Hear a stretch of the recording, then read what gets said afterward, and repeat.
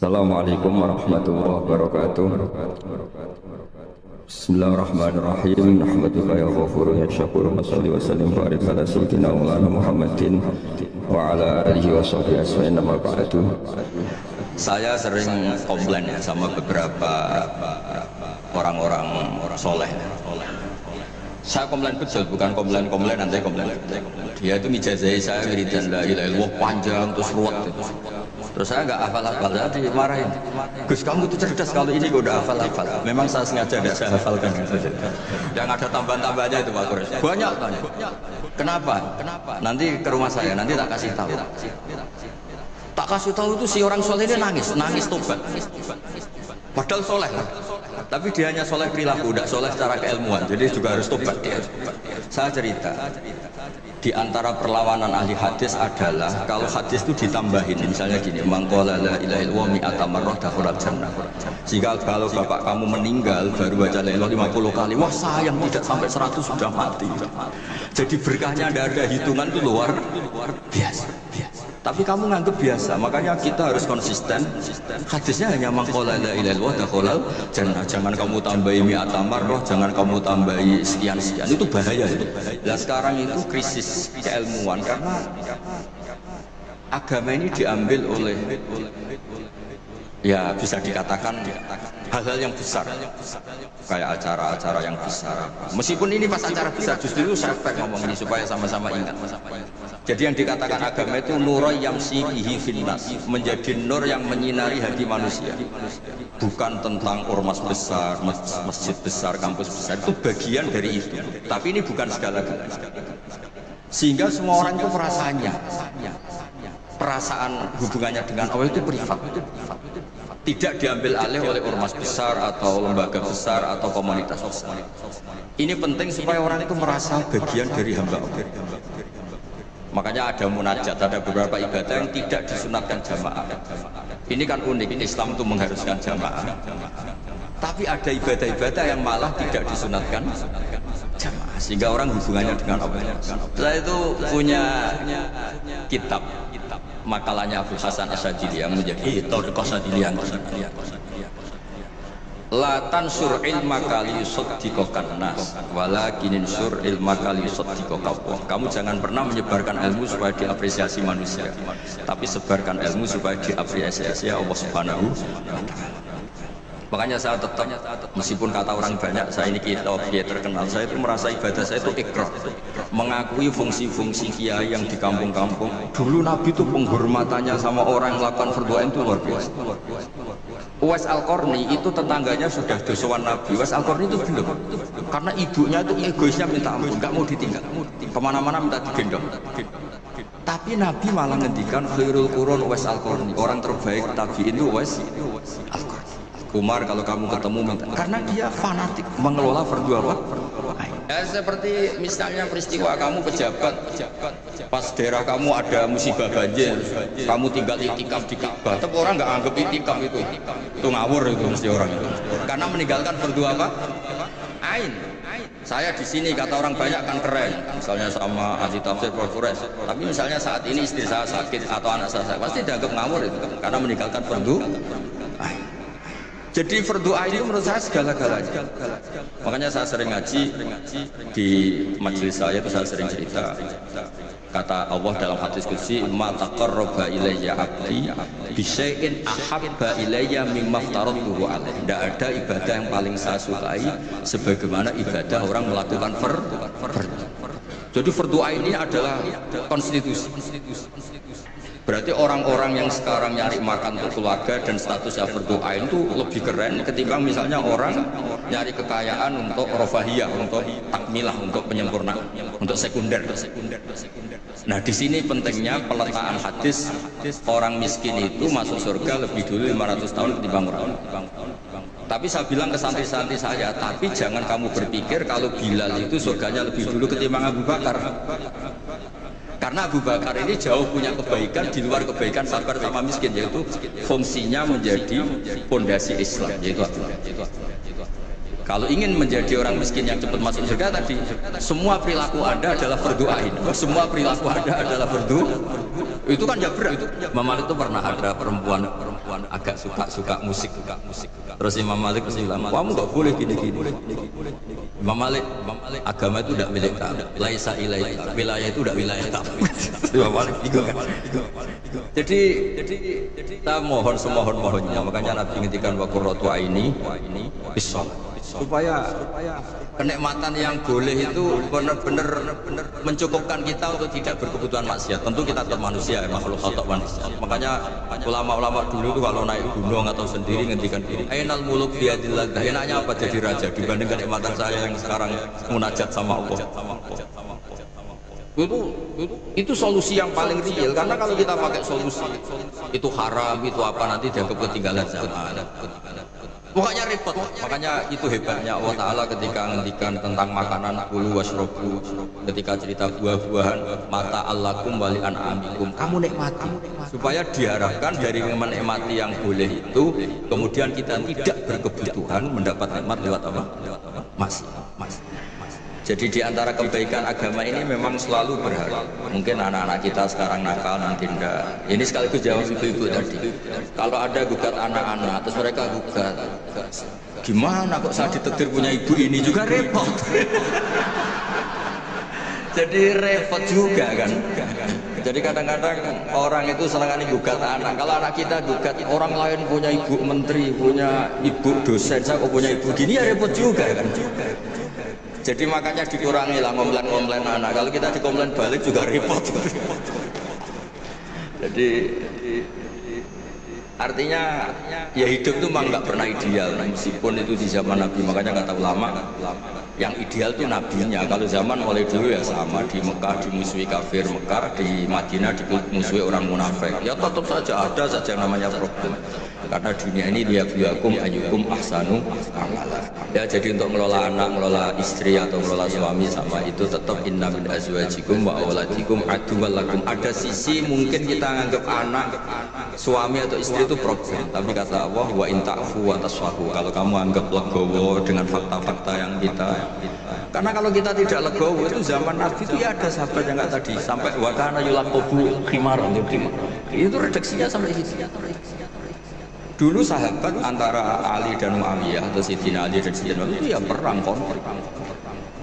Sayyidah Aisyah dengan Sayyidina Ali ya sering salah paham. Jadi hidup itu nggak pernah ideal. Orang tuh kalau ingin pinter, ini anak-anak di BPAI, syaratnya itu kalau ngajar itu gurunya ikut, muridnya ya ikut. Jadi saya Zakaria Al-Ansori itu dulu nggak pinter-pinter banget. Nggak pinter-pinter banget sampai dapat gelar Syekhul Islam karena dia itu trauma. Gurunya itu namanya Ibnu Hajar Al-Asqalani, itu kerennya minta ampun. Kalau melihat santri goblok itu marah betul.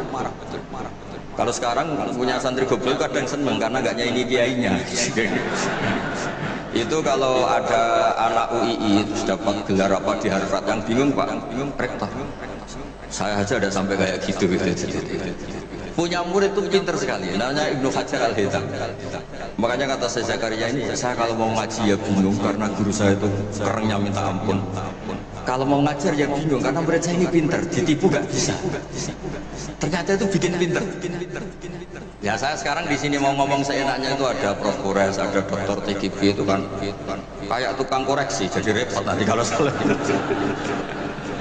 Terus yang ngaji-ngaji di sini itu juga lebih pinter lagi. Pokoknya mintanya itu masuk surga lewat arahnya Gus Bang. Bikin arahan masuk surga itu kan ya tidak gampang.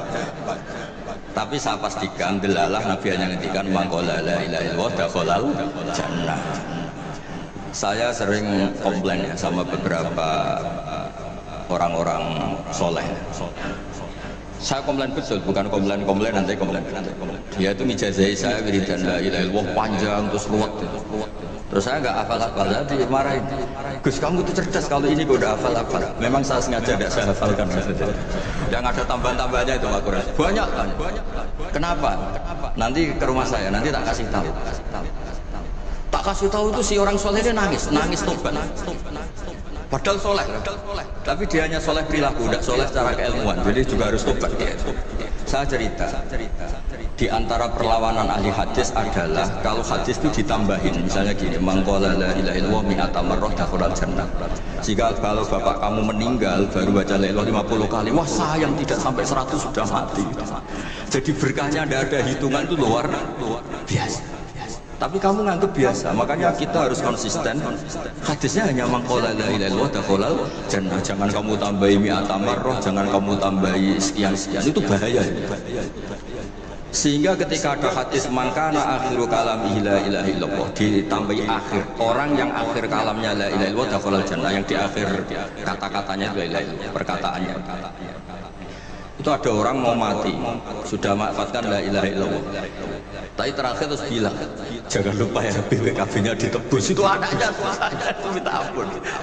Karena anaknya terus berpikir, Gus berarti akhiru kalami abi itu tidak la ilaha illallah, tapi BPKB. Ini gimana ini? Saya sebagai kiai yang baik itu tak carikan referensi supaya yang BPKB ini yang masuk yang akhiru kalami. Ini cerita kebaikan saya di depan Pak Kores. Gak apa-apa cerita kebaikan, daripada gak diakui mendingan diceritakan. Tak cari, itu riwayatnya Abi Dawud, dan beliau sendiri dalam menambahi akhiru kalami. Di riwayat yang lain itu gak ada akhiru kalami, cukup maqala la ilaha illallah dakhalal jannah. Karena itu bikin keresahan, kata akhiru kalami itu bikin keresahan. Ada yang akhir kalamnya BPKB, sertifikat. Ada akhir katanya nasib-nasib, apalah, pokoknya banyak yang tidak akhir kalam. Sehingga keilmuan hadis itu harus dijaga. Makanya kata Imam Muslim, Sahihain itu Bukhari Muslim, beliau ngendikan lam naros shorihin akdzaba fi syai'in akdzaba minhum fil hadis. Saya tidak pernah melihat orang soleh berdusta kayak mereka berdusta ketika meriwayatkan hadis. Ini penting saya utarakan supaya orang itu gak gampang terjebak sama riwayat-riwayat gak jelas. Tafsir itu menjadi kacau itu gara-gara riwayat-riwayat yang tidak apa jelas. Maka ini ada Prof. Kures yang sangat-sangat menangani tafsir. Jadi penting. Jadi mengkhidmati orang Islam itu dimulai dari cara pandang. Kenapa saya menjadi orang baik itu sederhana sebetulnya, karena mengakui hukum. Saya ini memang kalau diundang jarang mau, kecuali ada teror-teror tertentu. Karena merasa tua, merasa rektor, apalah yang bisa dipakai neror tersebut. Yang penting bisa ada. Termasuk TGB kemarin itu datang ke rumah saya, tapi saya sudah bilang pasti tidak ikhlas. Ternyata itu undang saya. Terserahlah teror atau apa. Saya enggak, ini supaya kalian tahu ilmu itu penting, ilmu itu penting. Saya termasuk orang yang berkeyakinan, saya ini hebat kiai kampung, saya sering datang ke kiai, tapi pas ke acara saya cilik kiai. Saya dengan kamu tuh hebat kamu. Kenapa? Saya ini ngajar tafsir kayak tafsir Munir, tafsir Tobari itu udah berdoain.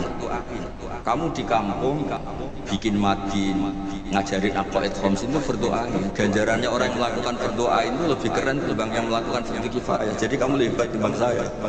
Dia tawadhu, tapi memang bisa saya gitu enggak, tetap lebih hebat. Ini penting supaya ada penghormatan kita pada kiai-kiai kampung, kan yang dilakukan itu selalu berdoa. Makanya saya tuh pernah suatu saat berpikir kenapa ada hadis orang miskin tuh masuk surga lebih dulu 500 tahun ketimbang orang kaya. Dulu saya janggal. Ternyata kalau orang miskin itu komunitasnya itu utang beras, jadi urusan nyawa. Jadi sekali menolong temannya itu urusan nyawa, karena sesama miskin itu pinjemnya urusan nyawa.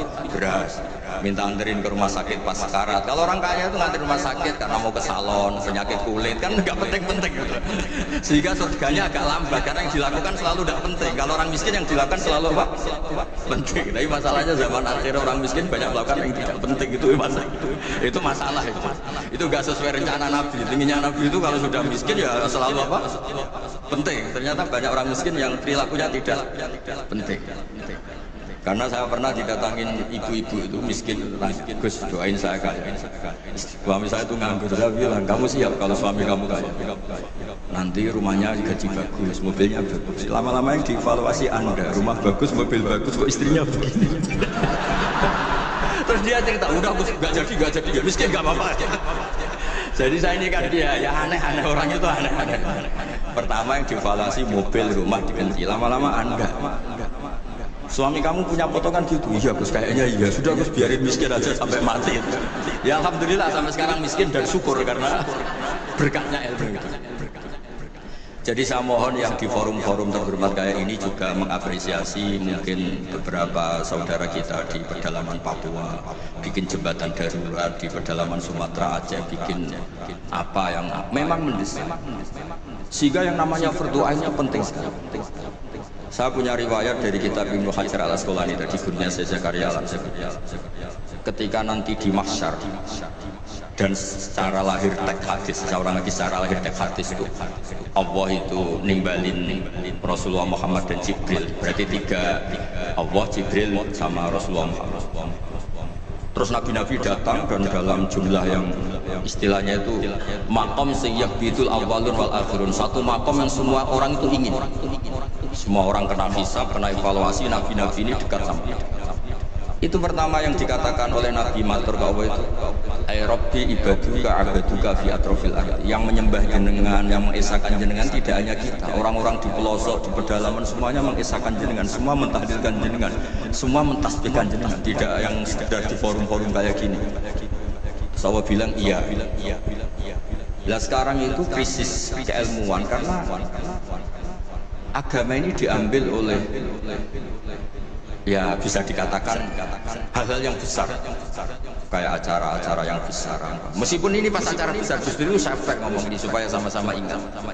Jadi yang dikatakan agama itu nurun yamsi bihi finnas, menjadi nur yang menyinari hati manusia. Bukan tentang ormas besar, masjid besar, kampus besar, itu bagian dari itu. Tapi ini bukan segala-galanya. Sehingga semua orang itu perasaan hubungannya dengan Allah itu privat, tidak diambil alih oleh ormas besar atau lembaga besar atau komunitas besar. Ini penting supaya orang itu merasa bagian dari hamba. Makanya ada munajat, ada beberapa ibadah yang tidak disunatkan jamaah. Ini kan unik, Islam itu mengharuskan jamaah. Tapi ada ibadah-ibadah yang malah tidak disunatkan jamaah, sehingga orang hubungannya dengan Allah. Kedua, ini terakhir, nanti Pak Buras mencerita panjang lebar. Perilaku ilmu itu di atas perilaku ibadah. Dulu Masjid Haram itu keren.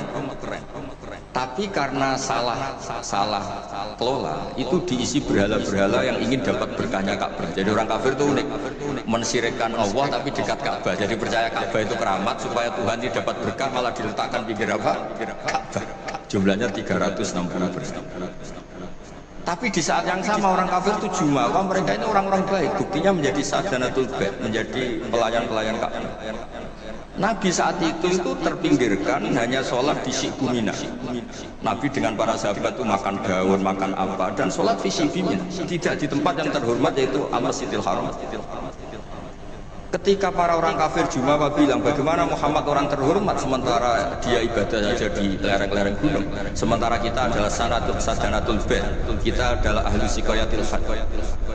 Ini supaya teman-teman yang nggak ditegur jadi kayak Pak Lukman Menteri Agama. Menteri Agama itu ya repot, dia agamanya formal, terus kayak Gus Pak ada formal itu kan ya repot juga.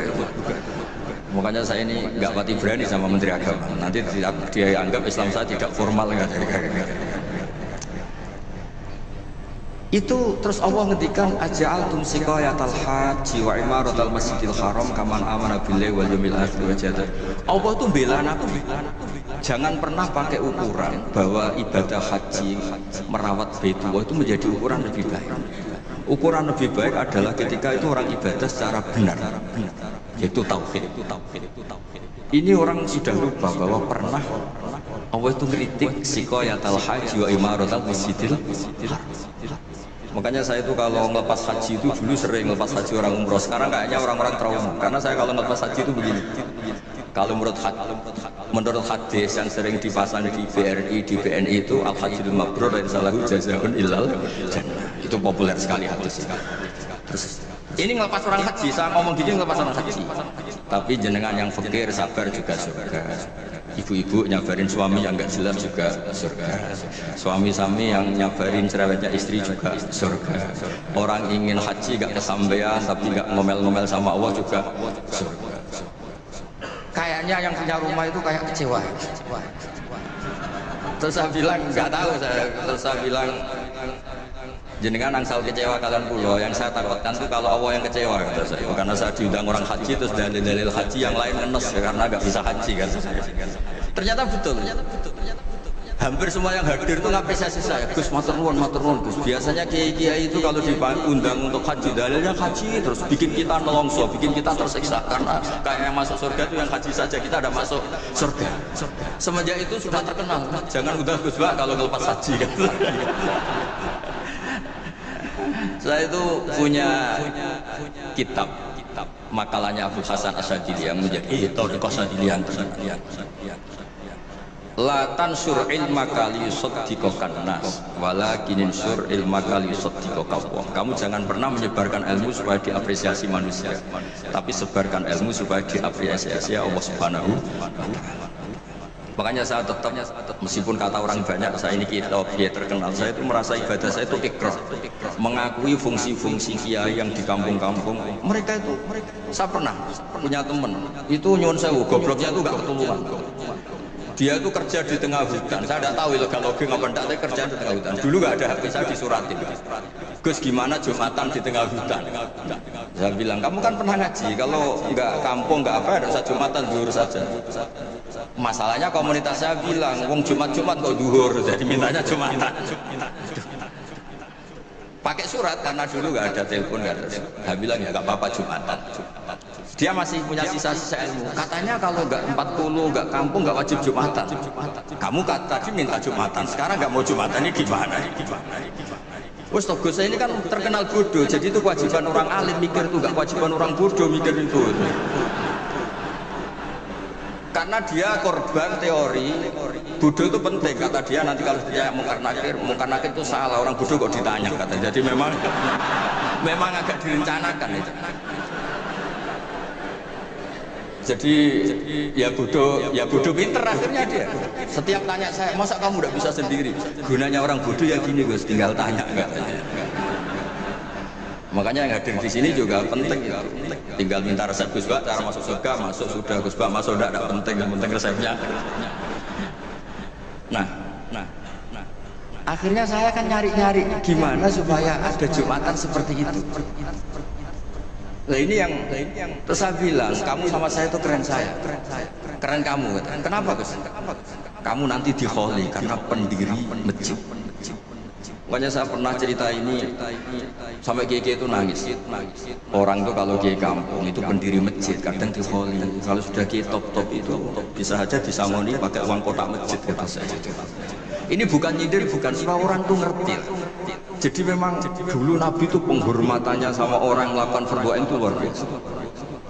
Uwais Al-Qarni itu tetangganya sudah dosowan Nabi. Uwais Al-Qarni itu belum, karena ibunya itu egoisnya minta ampun, nggak mau ditinggal, kemana-mana minta digendong. Tapi Nabi malah ngendikan khairul qurun Uwais Al-Qarni, orang terbaik Nabi itu Uwais Al-Qarni. Umar kalau kamu ketemu minta, karena dia fanatik mengelola fardu apa? Baik. Makanya saya mohon sama alumni UII kalau sudah di rumah di mana-mana itu nggak usah merasa kalah keren sama Pak Fathul Wahid karena jadi rektor. Pak Fathul Wahid di sini itu ya rektor, terus nggak banyak yang melayani meskipun dia sopan katanya pelayan, tapi yang melayani bawahnya nggak pernah nyuber sendiri tetap. Nggak pernah nyuber sendiri, ya nggak pernah buka pintu sendiri itu dilayani.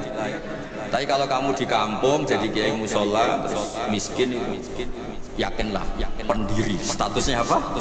Pendiri, bukan penerus tapi apa? Pendiri. Pak Fathul Wahid hanya apa? Penerus. Nah itu lah kacaunya kiai kampung setelah tak kasih tahu gitu, memang bener-bener sama saya terus gak sopan. Waduh. Ya tapi saya ikhlas lah atas nama ilmu. Bener-bener gak sopan. Waduh ini ya. Sopannya itu benda kalau dia iskal hukum karena sinaune serius saya tanya, Gus ini hukumnya gimana? Akhirnya sopan lagi. Dia agak bisa, ilmunya agak cukup untuk menjawab. Ya tapi apapun itu yang namanya ngaji itu pengakuan ikrar. Jadi penting. Makanya di antara hebatnya Rasulullah SAW itu kata Imam Ghazali, nggak ada pemimpin justru kena khitab waqfid janahaka liman ittaba'aka minal mu'minin. Muhammad, kamu harus merendahkan diri kamu liman ittaba'aka, sama orang yang ikut kamu, sama santri kamu, sama orang yang percaya sama kamu. Kayak apa Allah mendidik kekasihnya. Jadi yang disuruh sopan malah nabinya. Jadi kalau andekan di era modern Pak Fathul Wahid yang sopan sama mahasiswa itu yang penopang kampus. Kayak apa? Makanya kata Imam Ghazali, andekan mental ta'azzus atau takabur, andekan keangkuhan itu hal yang baik. Lama amarallahu ta'ala habibahu biqauli ta'ala waqfid janahaka liman ittaba'aka minal mu'minin. Nah tentang visi ya, visi itu gampangnya tadi. Agama ini kan menentukan halal haram. Zaman apapun, teknologi apapun, mesti pertanyaannya ini kalau baik ya halal, kalau buruk ya haram. Misalnya ada teknologi yang orang bisa ke Mekah 2 detik atau 2 menit. Orang tetap pertanyaannya saat itu ibu kamu sekarat apa enggak, anak kamu sakit apa enggak, punya kewajiban berdoain apa enggak. Kalau punya berdoain kamu tinggal pasti orang nganggap masalah. Ya kan? Apapun kayak kamu, teknologi mutakhir kayak apa, ya seperti misalnya peristiwa kamu pejabat, pas daerah kamu ada musibah banjir, kamu tinggal itikaf di Ka'bah, tapi orang nggak anggap itikaf itu ngawur itu mesti orang itu, karena meninggalkan berdua apa? Ain. Saya di sini kata orang banyak kan keren, misalnya sama ahli tafsir Quraisy. Tapi misalnya saat ini istri saya sakit atau anak saya sakit, pasti dianggap ngawur itu, karena meninggalkan berdua. Jadi berdoa itu menurut saya segala-galanya. Makanya saya sering ngaji di majelis saya, itu saya sering cerita. Kata Allah dalam hadis qudsi, "Ma taqarraba ilayya 'abdi bi syai'in ahabba ilayya mimma aftaratuhu 'alaihi." Tidak ada ibadah yang paling saya sukai sebagaimana ibadah orang melakukan fardu. Jadi berdoa ini adalah konstitusi. Berarti orang-orang yang sekarang nyari makan untuk keluarga dan statusnya berdoa itu lebih keren ketimbang misalnya orang nyari kekayaan untuk rofahiyah, untuk takmilah, untuk penyempurna, untuk sekunder. Nah di sini pentingnya peletaan hadis orang miskin itu masuk surga lebih dulu 500 tahun ketimbang orang. Tapi saya bilang ke santri-santri saya, tapi jangan kamu berpikir kalau Bilal itu surganya lebih dulu ketimbang Abu Bakar. Karena Abu Bakar ini jauh punya kebaikan di luar kebaikan sabar sama miskin, yaitu fungsinya menjadi fondasi Islam, yaitu Islam. Kalau ingin menjadi orang miskin yang cepat masuk surga tadi, semua perilaku Anda adalah berdoain. Semua perilaku Anda adalah berdoa. Itu kan ya berat. Ya jadi saya mohon masalah teknologi, masalah apa, yakinlah sama Islam pasti hukum tertingginya itu. Kalau maslahat ya baik, kalau madarat ya haram. Sehingga kamu nggak usah. Misalnya ada orang pakar bom, bisa punya bom yang satu kali ledakan bisa menghancurkan dunia. Ya hukumnya itu ifsad. Kalau ifsad itu haram. Kalau haram ya ada prestasi, kan gampang, kan nggak perlu ribet-ribet. Bapak saya itu sering ngajarkan kalau ada hal-hal yang mubah, yang nggak maksiat, kok kamu seneng tuh nikmati betul. Karena orang tuh sampai cari kesenangan lewat maksiat tuh karena nggak bisa nikmati sesuatu yang dibolehkan Allah. Jadi penting menikmati yang dibolehkan Allah itu penting. Saya dulu itu ya janggal melihat bapak, apalagi Mbah Mun guru saya itu sering guyon, sering ceria, kadang semalaman tuh gejol-gejolkan sama teman-teman. Terus beliau cerita banyak orang yang malam ini berjuang untuk tidak dugem, tidak maksiat. Itu kalau berjuang sendiri berat. Kalau asik jagongan, makan-makan, masak-masak itu terus asik. Sebab itu diantara konsep Quran itu qul bi fadlillah wa bi rahmati fa bidzalika falyafrahu. Orang tuh harus asik dengan hal-hal yang dibolehkan Allah. Itu sebabnya saya menyaksikan sendiri guru-guru saya, bapak saya, Bikure, semuanya orang-orang yang ceria. Karena bisa ceria dengan hal yang enggak maksiat itu luar biasa, apresiasi Allah Ta'ala itu luar biasa. Sampai Imam Kabi dalam usul fikih ngendikan mubah dikatakan mubah itu keliru. Mubah itu wajib. Karena itsmamin mubahin illa wa yatahaqqaqu bihi tarku haramimma. Fa'il zamu minas sukun tarkul qatli wa minas sukut tarkul qadar. Mubah sesuatu yang boleh hakikatnya adalah wajib, karena ketika kita melakukan mubah artinya meninggalkan keharaman, sementara meninggal haram itu adalah wajib. Jadi mbak ini bisa nikmati cengkrama sama teman-teman, pak terus beberapa mas-mas mahasiswa itu gak perlu nikmat nunggu lihat pornografi, lihat maksiat, sehingga Anda tidak berkebutuhan pada hal yang dibenci Allah. Itu luar biasa. Itu hebatnya Nabi ngendikan wa qurratu aini fi sholat. Saya kalau sudah sholat tuh nyaman, asik. Dulu itu banyak orang yang janggal sama saya itu sering belajar, sampai sekarang belajar. Itu dulu ya, istri saya itu rival beratnya itu katanya kitab saya. Tapi alhamdulillah nggak dibakar. Dulu Imam Sibawa itu kitabnya dibakar karena belajar terus istrinya nggak diurusin. Dia pergi ke toko, pulang kitabnya dibakar semua karena istrinya cemburu. Dikira disayang malah dicerai. Jadi menikmati hal yang boleh itu bagian dari keinginan syar'i.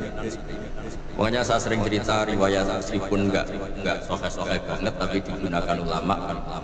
Inna min khiyari umati qaumat yattaquna jahran saat rahmat. Di antara umatku yang baik adalah selalu tertawa karena nikmati luasnya rahmat.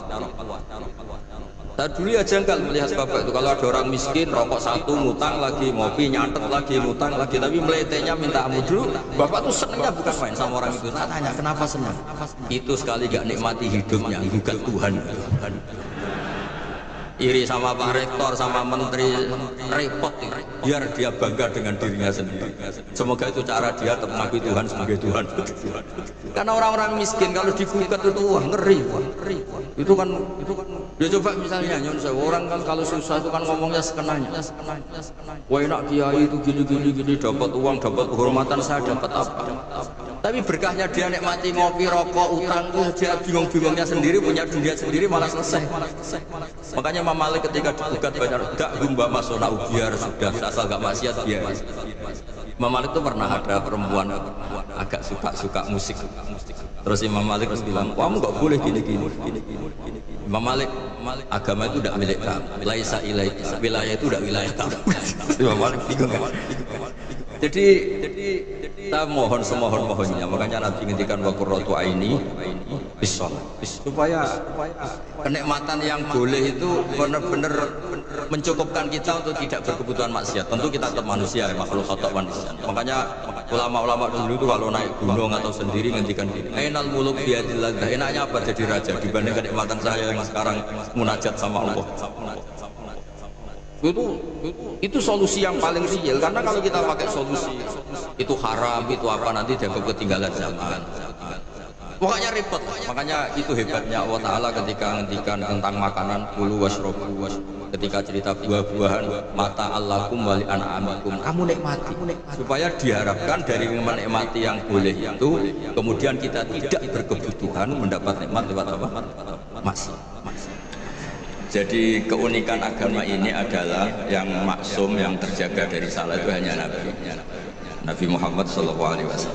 Sehingga kesalahan-kesalahan manusia itu bisa dua. Bisa saja ustadz itu salah. Bisa saja yang salah itu Anda mengustadkan dia yang sebetulnya ada ustadz.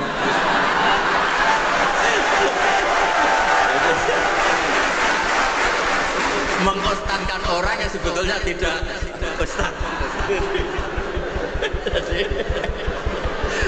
Kalau Pak Kures nggak sampai hati karena Anda orang Sulawesi.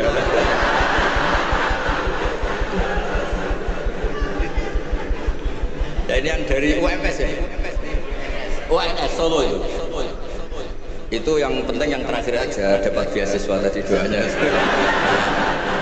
Begini ya, saya memang sering kalau boleh dibahasakan dalam fikih itu fatwa. Gak penting toat banget sebenarnya tidak mas. Jadi itu mudah penting tidak mas.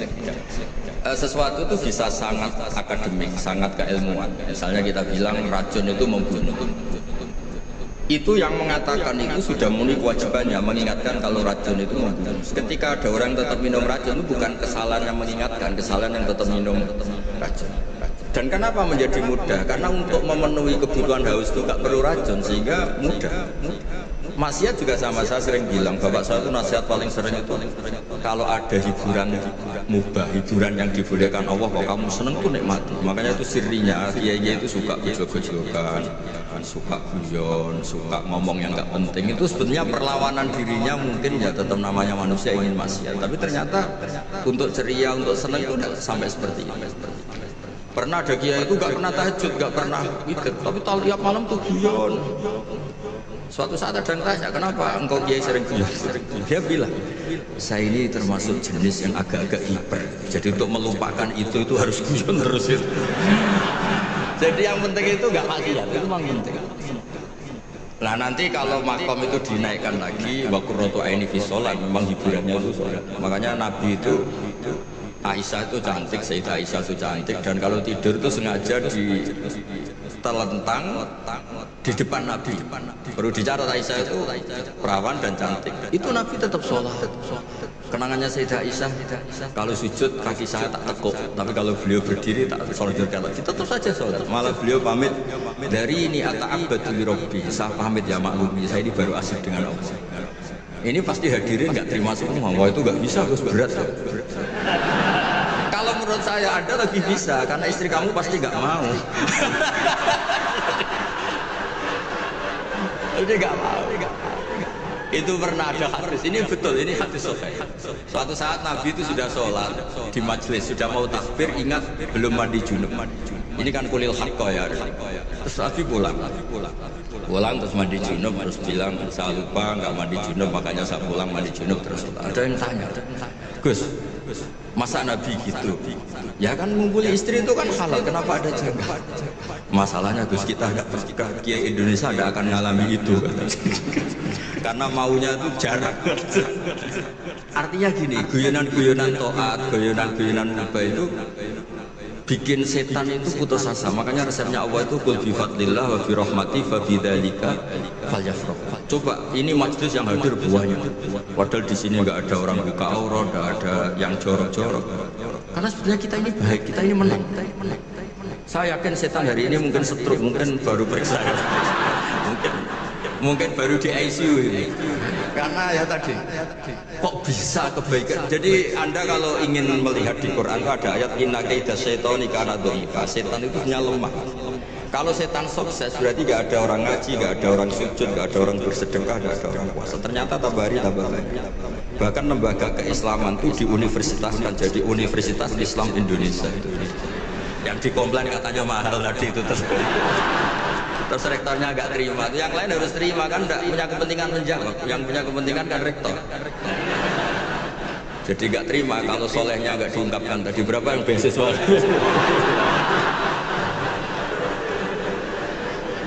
Saya punya riwayat hadis, Abi Quraisy pasti tahu. Ada kata-kata gini di beberapa kitab hadis, tapi model kitab hadis yang model wahyu. Karangannya Abu Nu'aim al-Asfihani. Hadis itu kan ada Bukhari, Muslim, ada hadis yang tiba kayak Abu Nu'aim, termasuk muhaddis besar. Laisa syai'un asyadda ala iblis wa junudihi minas syayatin wala aktsara li bukaihim min ayyaru musliman sajidan. Tidak ada sesuatu yang bikin iblis itu nangis, bikin iblis itu susah dibanding atau daripada melihat orang-orang Islam itu bersujud. Jadi sebetulnya kekalahan iblis itu berkali-kali. Orang masih ingin memahami Quran, termasuk yang dari Sulawesi tadi, orang ingin masih punya kiai yang baik, tidak misoh-misoh. Ya harus dimulai dari memilih kiai yang baik. Kita ini kan wong salah pilih kok marah-marah sendiri nih gimana? Kan repot. Makanya kalau istri Anda sering marah-marah itu yang salah istrinya apa pilihan Anda juga?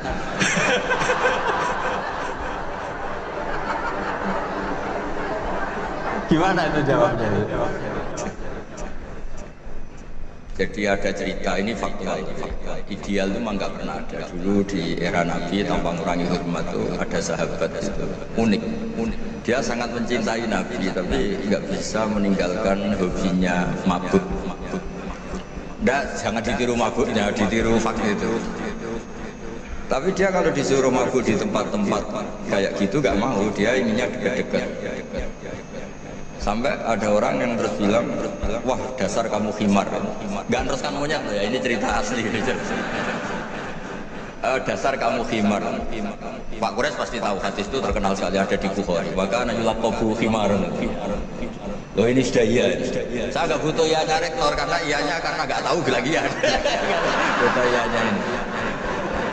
Jadi ini nambah pahalanya Pak Rektor, saya gojlok itu bukan ngurangi pahala saya, nambah pahalanya Pak Rektor. Dan pahala saya dikurangi masih cukup loh, masih banyak.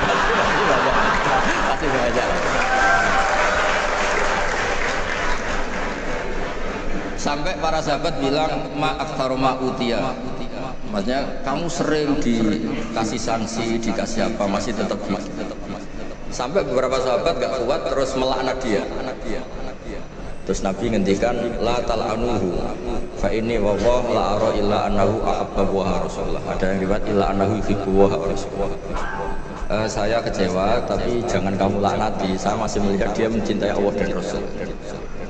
Terus di komentar Ihya, kitab Ihya bilang, falam yukhrij Rasulullah bil maksiyah anil mahabbah. Itu saya hafalkan betul hadis itu. Nabi tidak mengeluarkan dia dari status mahabbah, mencintai kebenaran meskipun dia masih salah. Jadi di antara kebaikan agama ini memang selalu berharap. Mungkin anak-anak kita sekarang nakal, nanti enggak. Ini sekaligus jawab ibu-ibu tadi. Kalau ada gugat anak-anak, terus mereka gugat, gimana kok saya ditetir punya ibu ini juga repot. Jadi repot juga kan. Jadi kadang-kadang orang itu senang gugat anak. Kalau anak kita gugat orang lain punya ibu menteri, punya ibu dosen, saya kok punya ibu gini ya repot juga kan. Jadi makanya dikurangi lah ngomplain anak. Kalau kita dikomplain balik juga repot. Jadi artinya ya hidup itu memang nggak pernah ideal, meskipun itu di zaman Nabi. Makanya kata ulama, yang ideal itu nabinya. Kalau zaman mulai dulu ya sama, di Mekah dimusuhi kafir Mekah, di Madinah dimusuhi orang munafik. Ya tetap saja ada saja yang namanya problem. Karena dunia ini liyabluwakum ayyukum ahsanu amala. Saya sering cerita di mana-mana dan ini nyata, ada kiai yang sangat khusyuknya itu gak pernah mau punya penanya atau santri cantik. Kalau ada orang cantik gak mau nerima, kalau orang jelek itu mau. Tak tanya kenapa, wah kalau saya cantik saya takut syahwat, takut birahi, kalau jelek merongos kan enggak. Terus saya bilang gini, dasar kiai amatir kata saya. Kenapa kok amatir Gus? Kalau melihat perempuan cantik itu dosa karena birahi, menghina perempuan jelek ya dosa karena menghina. Sama-sama dosa. Ada juga kiai itu yang berteman terus sama orang kecil, takutnya kalau berteman orang kaya itu tamak. Ternyata apa? Gara-gara berteman orang kecil mainnya suruh saja, nyuruh-nyuruh terus. Akhirnya dosa kamu istibat, menghambakan orang lain, memperbudak orang lain. Jadi sama, maksudnya problem semua. Makanya ini cerita Pak, ini mumpung ada Bu Ova Putri Pak Zeni, saya itu kalau berteman, kalau nggak ditakdir Allah nggak. Karena kalau saya milih, gara-gara rektor UGM saya mau berteman, nanti kena hisab.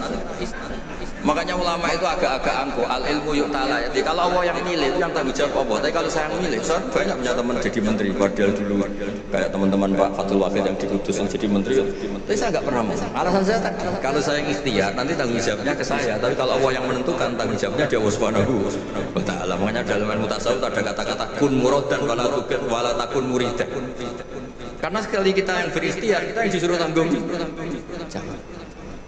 Ya, jadi untuk ngelola anak, ngelola istri atau ngelola suami sama itu tetap inna min azwajikum wa auladikum aduwwal lakum. Ada sisi mungkin kita anggap anak, suami atau istri itu problem. Tapi kata Allah wa in ta'fu wa tasfahu. Kalau kamu anggap legowo dengan fakta-fakta yang kita, karena kalau kita tidak legowo itu zaman Nabi itu ya ada sahabat yang nggak tadi sampai wa kana yulaqabu khimar. Itu redaksinya sampai dulu sahabat antara Ali dan Muawiyah atau Sayyidina Ali dan Sayyidina Ali itu ya perang kontra. Sayyidah Aisyah dengan Sayyidina Ali ya sering salah paham. Jadi hidup itu nggak pernah ideal. Yang ideal nanti setelah di surga ya sudah mau apa coba. Saya cerita yang lucu tapi ini nyata. Nabi itu kalau ada halah, ada nangis ingat Khadijah. Padahal ini hanya teman, hanya saudara. Aisyah cemburu. Ya Rasulullah, kenapa engkau ingat orang yang sudah tua padahal sudah diganti yang lebih muda? Khadijah disebut ajus tua. Gantian Sayyidah Fatimah tersinggung, ibunya disebut ajus tua. Dan selalu Aisyah itu bangga karena istri cantik muda. Terus kata Nabi, kamu ingin supaya Aisyah ada jumawa sama ibu kamu Khadijah? Ingin ya? Itu Aisyah dibilang, secantik-cantik kamu itu dapat duda. Setua-tua ibu saya dapat berjaga. Jadi kadang Nabi itu ya asik saja Kak. Ya enggak serius-serius banget. Dan semenjak itu saya dapat Aisyah terus enggak pati jumawa banget itu. Karena ternyata iya saya dapat duda. Khadijah janda dapat berjaga gitu. Jadi khazanah Quran, khazanah hadis itu cukup lah. Jadi tadi yang saya katakan wakana yulaqabu Sumar itu ada di Sahih Bukhari. Pak Kures pasti tahu betul. Sekarang tahu Pak Rektor karena sudah dikasih tahu. Nah, engkang menginspirasi perilaku ulama di Indonesia khususnya itu adalah tulisan-tulisan utawi madhab-madhab utawi pilihan-pilihan maslak thariqah ingkang dipegang kalian Abdul Hasan sinten Asad. Jadi ini gue nguntung nanti yang Jepon madhab ini ora diunik. Terus diantara yang diceritakan Syekh Abdul Hasan Asadili, nanti suatu saat ada seorang wali di mana-mana wali ini gak selerane namun kepengen para pangeran bukan kepengen dosa. Singkat cerita si wali ini berdoa di multazam tempat paling mustajab, ya Allah takdirkan saya supaya saya tidak pernah dosa lagi. Jadi ndonga supaya ora iso dosa meneh. Iku jawab pangeran Pak Aina adu ghufrani. Wong iku nek ora dosa itu sifat ghafur ku ora nganggur. Ya Allah niku wis kadung di sifat ghafur dan sing akeh napa? Ngapur. Umpama dunya iku ora ana dosa, iku sifat ghafur ku terus piye? Dan iku sing dadekno tiyang boten terus seneng dosa niku boten, tapi seneng arep-arep rahmat Allah Subhanahu wa taala meskipun keadaannya nanti napa? Dosa. Kemudian itu jadi madhab yang membedakan ahli sunnah dan tidak ahli sunnah. Kamane jadi gerakan ekstrim. Ini ku ahli sunnah ciri khasnya niku mbok wong tau dosa kaya apa tetap dianggap Islam. Ada kelompok ekstrim khawarij sing darani wong nak dosa niku berarti wis napa kafir.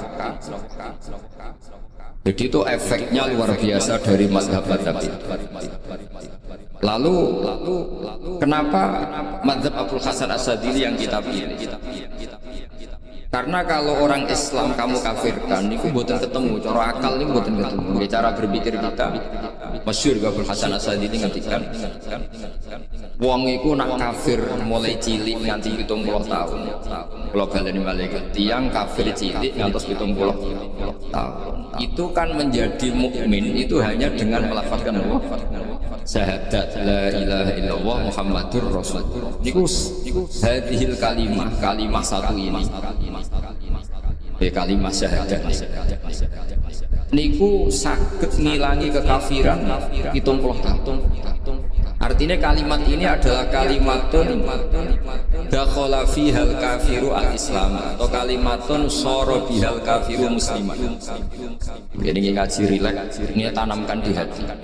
Ini adalah kalimat yang orang kafir saja menjadi muslim. Hanya sekali dilafalkan.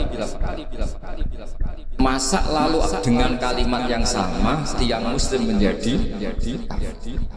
Itu membuatkan ketemu akal. Makanya madhab takfiri, madhab gampang mengkafirkan orang itu jelas madhab yang enggak ada rujukannya sama sekali, enggak ada pegangan ilmiahnya sama.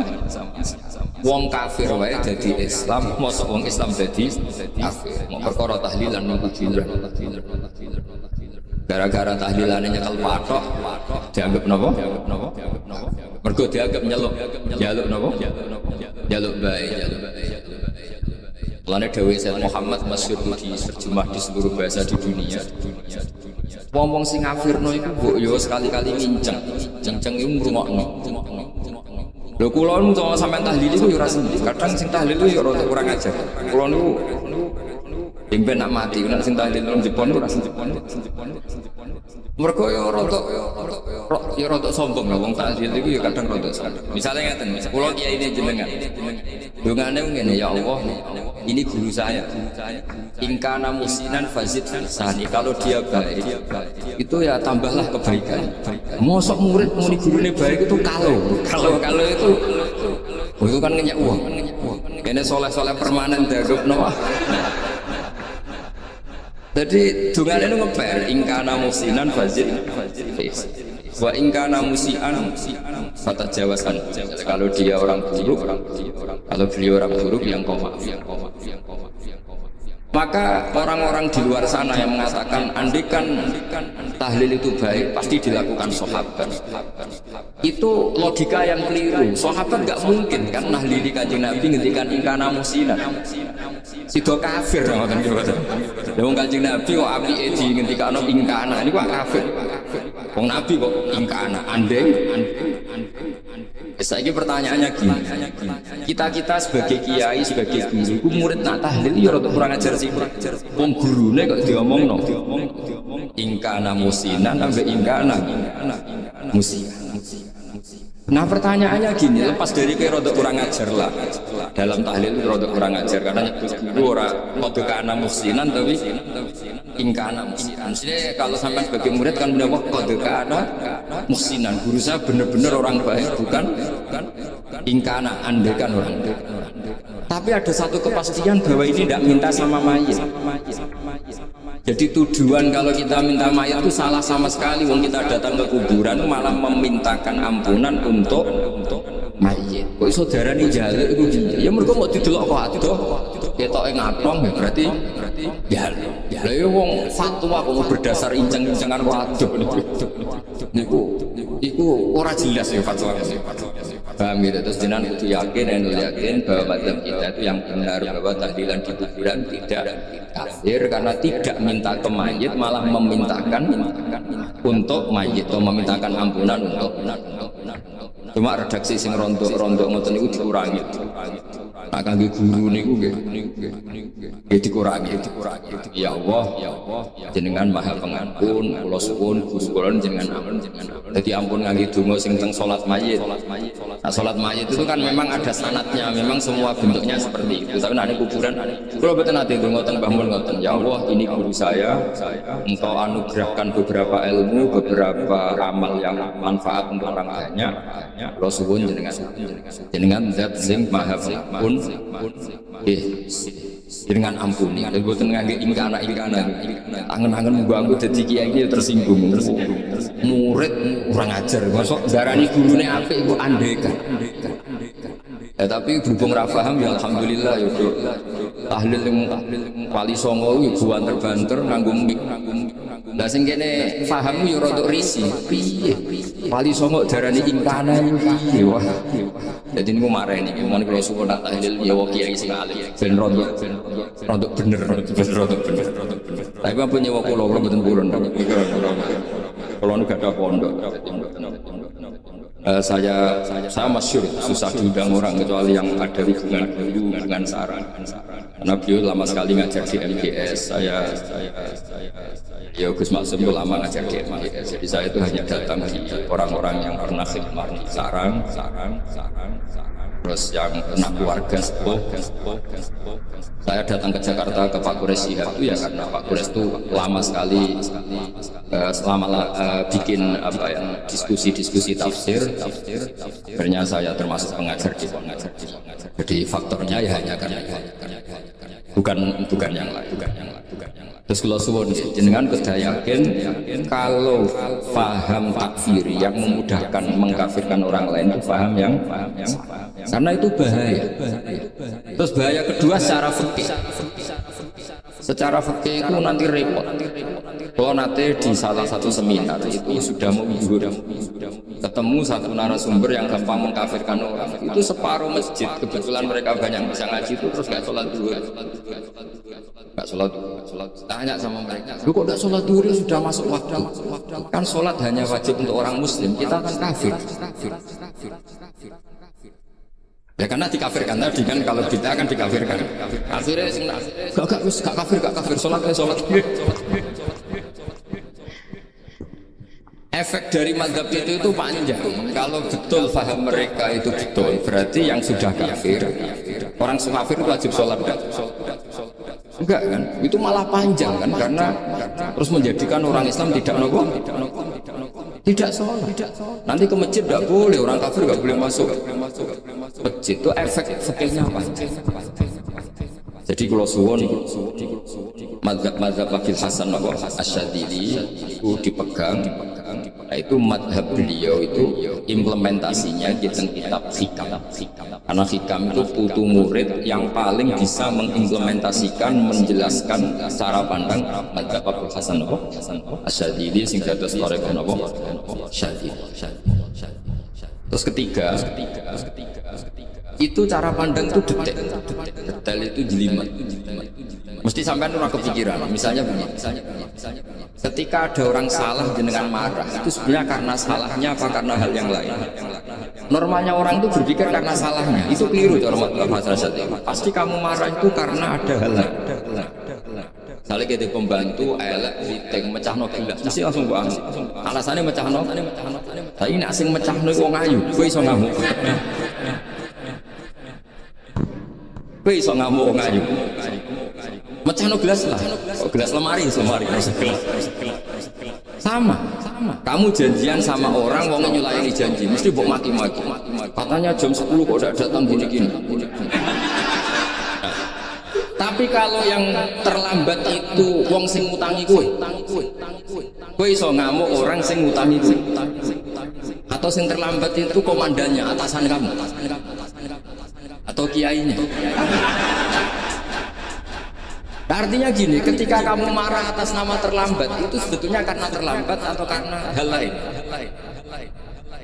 Nah, maksiat juga gitu. Cara pikirannya Abul Hasan Asyadzili, ketika kowe roh misalnya cawe itu maco naik apa ninja atau ninja. Jadi kowe darane wah semput suwuh. Tapi nek dikandani, niku putune jenengan. Mesti langsung ya Allah jenengan sepunten. Jadi sebenarnya kita kebencian sama orang lain itu karena kebetulan itu tidak keluarga kita. Coba kalau itu keluarga, pasti kita mikir ulang. Kowe gedeng mau ngeras sholat, mesti sebabnya dua. Satu tidak sholat, dua kebetulan itu tidak anak kamu. Kalau itu anak kamu pasti istighfar berhari-hari untuk dimaafkan Allah, bukan maksudmu. Tapi kalau orang lain gue, pertanyaannya sebetulnya kamu benci itu karena tidak sholatnya apa karena plus dia tidak anak kamu. Nah itu pikirannya Abul Hasan gue ngamuk itu gelas pecah, perkara itu pecah gelas apa plus yang pecah elek. Nah itu pecundang kita, itu cara pikiran Abul Hasan. Kita ini pecundang itu enggak fair. Apa? Betul fair. Nah itu terus beliau diantaranya punya cerita Nabi Ibrahim itu pernah diangkat ke Allah di alam malakut. Di alam malakut kemudian ini ada di kitab Hikam juz 2 halaman 4 yang di bab ini yang saya baca. Ini cerita terakhir ini. Bantu sampai tak ngaji suwi-suwi ram mesti paham atau sedih. Nah sedih itu kan dia alasan. Kenapa ora paham? Salah Gus Bang mulane sedih. Anak suwi sampai ora paham malah ribet kan? Diulang suwi ora paham goblok tenan berarti kan gitu. Nah ini untuk menjaga harkat dan martabat niku ngajine sedih lu mawon dan takut malaikat. Kenapa ora paham? Salah Gus Bang ngajine. Jadi duwe napa? Alibi lah kadang napa? Pembelaan. Nabi Ibrahim itu diangkat di alam malakut. Karena beliau seorang nabi melihat orang maksiat ditanya sama Allah, ya Allah, itu orang-orang maksiat itu makan dari rezekimu, menempati bumi dan semua fasilitas engkau beri. Lalu menurut kamu gimana Ibrahim? Ya bunuh saja, matikan saja, sama Allah dituruti. Melihat lagi ada maksiat yang berbeda, selalu Nabi Ibrahim usul itu dimatikan. Ibrahim pernah jadi garis keras. Lalu suatu saat Nabi Ibrahim itu disuruh nyembelih Ismail. Disuruh nyembelih apa?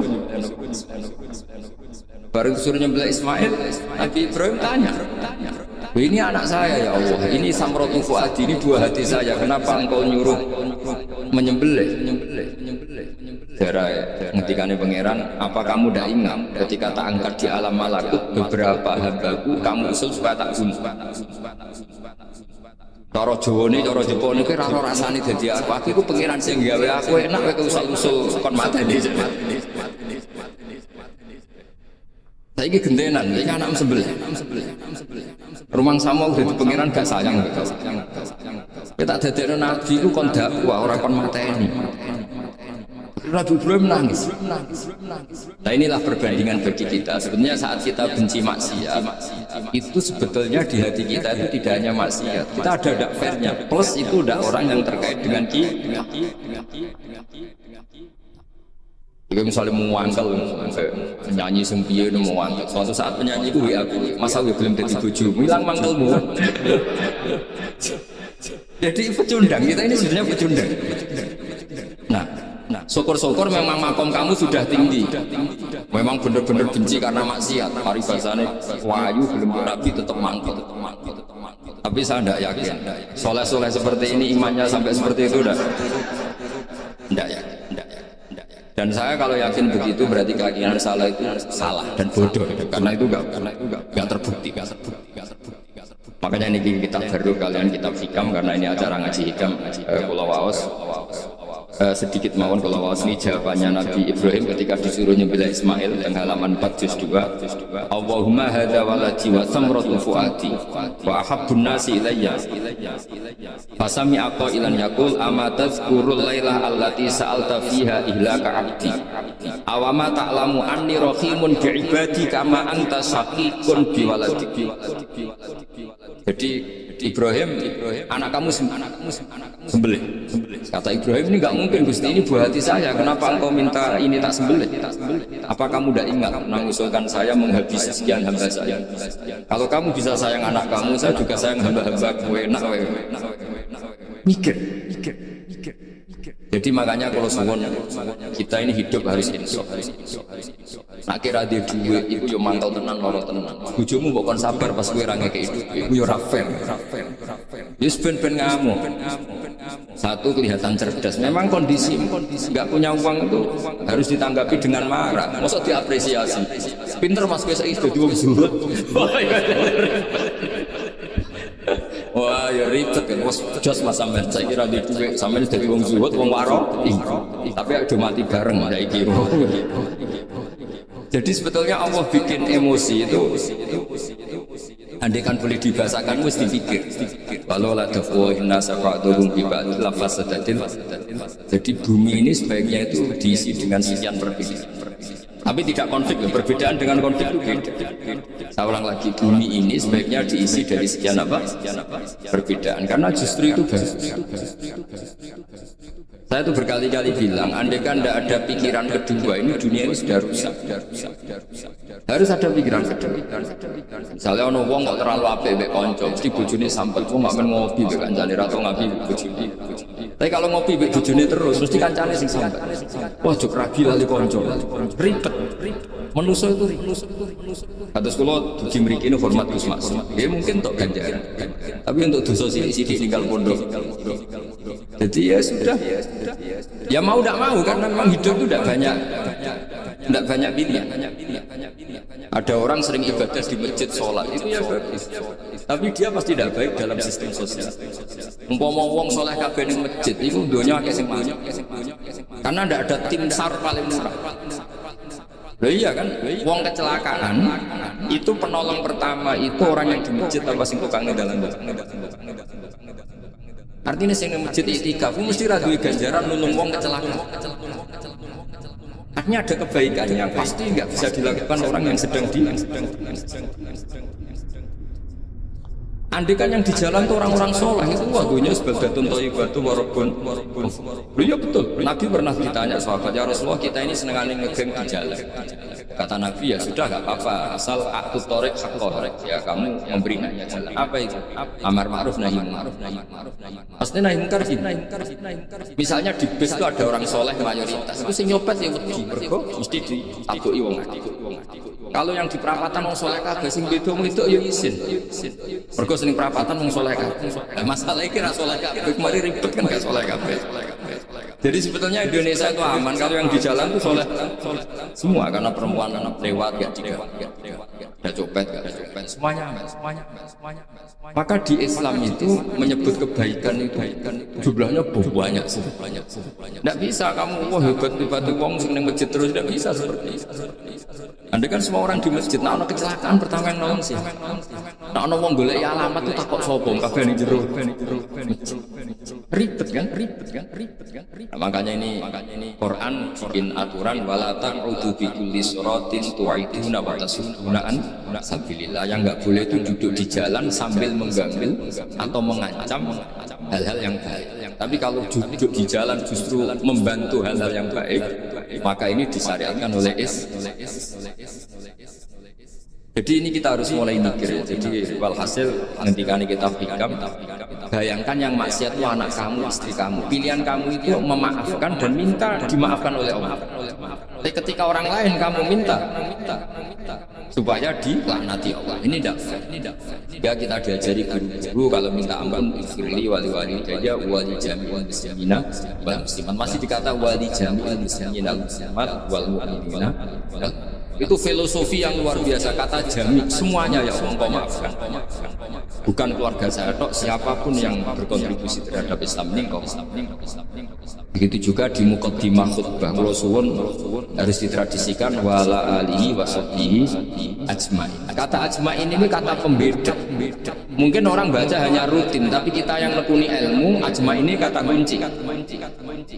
Fa inna ahla syiah akramu sahabiyan wa ahanu sahabiyan akhar. Jadi tradisi madzhab Syiah itu apa? Ada sahabat yang begitu dimulia-muliakan berlebihan kayak Sayyidina Ali, dan ada yang dihinakan kayak Abu Bakar dan lalu pembedanya dengan ahli sunnah apa? Kita menghormati sahabat wa sahbihi ajma'in. Jadi hadhil kalimah kalimatun fariqah. Ini kalimah pembeda. Jadi ajma'in buatan kalimah rutin terus ono jimati ono kasiate ini buatan.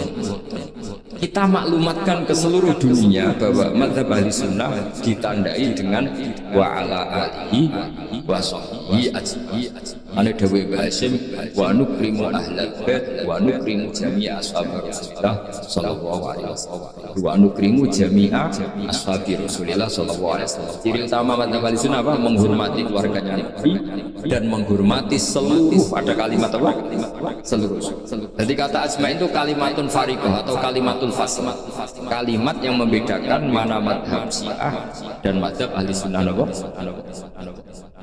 Itu kalau jenengan ngaji tengah Gus Maksum nopo tengah Gus Maksum di antara madhabnya Nabi Ibrahim yang diceritakan Abdul Hasan Asyadili, kebencian kepada maksiat kita semua pasti benci maksiat. Tapi gak fair kan, yang satu kamu laknati, yang satu kamu doakan. Ujung-ujungnya apa? Ada unsur hadun nafsi. Kalau yang terkait dengan jenengan mbok dongakno di sepuro, nah yang gak ada terkait mbok pasutno. Ini kan gak fair, padahal sama-sama apa? Maksiat.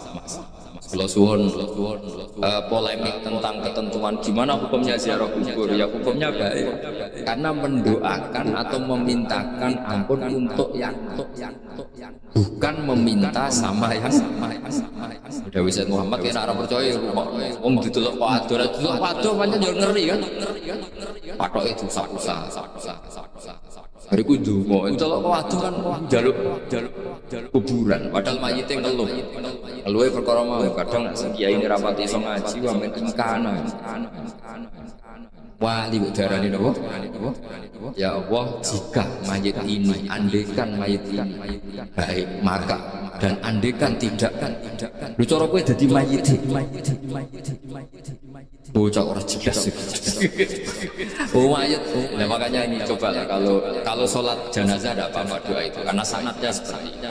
Jadi kalau doa guru ya diatur-atur yang baik lah, langsung mawon ya ghafirul dzunub wal khati'at gini samohon beliau amal baiknya amal buruknya jangan ini karena guru juga manusia tidak nabi. Boten terus apa pakai apa ingkana apa kita barok. Mulane itu setelah peristiwa ini Nabi Ibrahim menghentikan faman tabi'ani fa innahu minni wa man asani fa innaka ghafurur rahim. Ya Allah, orang yang ikut saya ya pasti bagian dari saya. Artinya harus berhak mendapat syafaat. Tapi orang yang sedang tidak taat sama saya, kula suwun beri hak untuk tobat. Jadi ghafur itu artinya ya kasih waktu lah Gusti untuk tobat. Sehingga umat ini nggak berhenti berharap supaya yang sedang maksiat pun kita selalu berharap suatu saat pasti tahu. Kita berharap la'allahum yarji'un, la'allahum yantahun. Quran sendiri menghadapi orang-orang maksiat masih selalu diharapkan la'allahum yarji'un, la'allahum yantahun. Ya tentu dengan sekian qaidah, sekian yang hikmah, sekian amar ma'ruf nahi munkar. Yang jelas kita sebagai ahli ilmi tidak punya sanad model keras. Karena semuanya ini proses. Sama nggak bisa niru Nabi itu kan dulu perang Gus. Loh, Nabi perang dulu itu enak. Enaknya itu Nabi mesti bener, musuhnya mesti salah. Itu Abu Jahal CS. Saiki ke perang iki kowe ora mesti bener. Musuh ora mesti salah. Terus kabeh tegas piye oleh tegas padha ora jelas. Riyen tegas kan gampang, Nabi mesti bener, musuhnya mesti kan pena. Ada sampean, wah sampean masih macake santri ini, loro tukaran mbek tangga ora mesti tak bel, ya mergo ora mesti bener. Wong bapak nak cerita kula, ana imam masjid sepuh, istiqomah geger mbek ngurus tamu. Kadang bener sing canom. Imam masjid sing sepuh iku paling sepuh iku dadi imam terus jare bapak. Iku istiqomah apa mau digenteni wong liya. Itu banyak alumni sarang, alumni pelosok Lirboyo nganggur gara-gara sing tua iku mau digenteni. Nah tapi misalnya kok sing nom ambisi ya salah, kalau sing sepuh kok sing nom ambisi hidup udah banyak pilihan. Artinya gini loh, di wilayah istihad, di wilayah mikir itu potensi salah itu ada. Ya wow, kena abot keluargamu mesti sering tinggal bojo. Nah abot bojo mesti mengabaikan ibu kamu, saudaramu. Nah ngono sing imbang, rai-rai pas-pasan mangel imbang. Ndak segampang itu mengelola keseimbangan itu ndak gampang. Karena hidup tuh karena beda dari kakuama itu ngukurnya ndak gampang. Kalau sampean sholat sof awal terus, ini ada ulama yang kritik meskipun sholat awal paling apik. Kowe iku sapa kok ngarep terus koyok paling bener. Jebule kok ngarep jebule salah. Balik yo kan wadah. Orang maksa sholat awal terus ning Mekah jebule salah. Jadi ono juga wali yang kalau sholat nunggu buri ditakoki, kenapa kayak sering nggak buri? Aku iku isin. Madhep pangeran, kok hebat wae kok ngarep. Banyak juga cara pandang ini karena wilayah istihad. Napa wilayah napa? Wilayah istihad itu kayak iya kayak enggak. Makanya dalam masalah. Ya misalnya gini contoh paling gampang. Kalau ada boto gaweane wong Rempang, itu kan sering kena teletong dan teletong itu jadi materinya. Ono sapi mising ning ngono dibaro terus diolah jadi boto. Terus kemudian boto ini jadi masjid. Itu najis apa enggak? Najis kan karena disuci kan bisa materinya najis. Itu hanya boleh di madzhab Abu Hanifah. Teman-teman itu mengatakan alatut tathir itu 3, air, turab, debu dan api. Alasannya madzhab Abu Hanifah orang mukmin yang dosanya banyak itu disucikan dengan api neraka. Berarti api itu min alatin tathir. Sebab itu botol yang sudah dibakar itu otomatis suci. Tapi saya berkali-kali fatwa, tidak boleh dikiaskan kalau kamu tidak ada air terus nyolder air, tidak boleh. Nanti ada orang mandi junub pakai api. Oh ya karu-karuan. Ya sudah. Contoh itu hanya gue foto mawon, coba praktek nak wudu ra ono banyu berarti oleh kamu. Nyolder ya udah. Tapi itu kan ilmu itu ya seperti itu akhirnya. Beberapa materi yang dari najis asal sudah mengalami pembakaran itu cara madzhab Abu Hanifah dianggap suci kayak botol, kayak keramik atau peso. Dulu beberapa materinya peso ya kadang ada materi yang najis. Tapi ini sudah mengalami pembakaran, maka dihukumi suci. Mungkin kalau contohnya jogo wudu lah, mau pesan kok jogo wudu, jogo mandi juga. Misalnya iwa itu kalau besar cara Syekh Nawawi Banten itu ta'i najis karena bentuknya. Inti kalau madzhab Abu Hanifah pun digoreng pun kena api, dibakar pun kena api. Api berarti pun apa? Nah itu jenenge madzhab. Jadi madzhab itu orang itu berpikir kemudian kayak iya kayak enggak. Makanya terus ada apa Nah, makanya dalam ranah istihad itu orang nggak boleh saling menyalahkan, ya sudah itu sama-sama mungkin. Makanya kalau dalam ilmu usul fikih disebutkan ra'yuna shawabun yahtamilul khata' wa ra'yuka khata'un yahtamilus shawab. Pendapat saya itu benar tapi yang mungkin salah, pendapat Anda salah tapi juga mungkin benar. Ini yang menjadikan ahli sunnah wal jamaah itu fleksibel.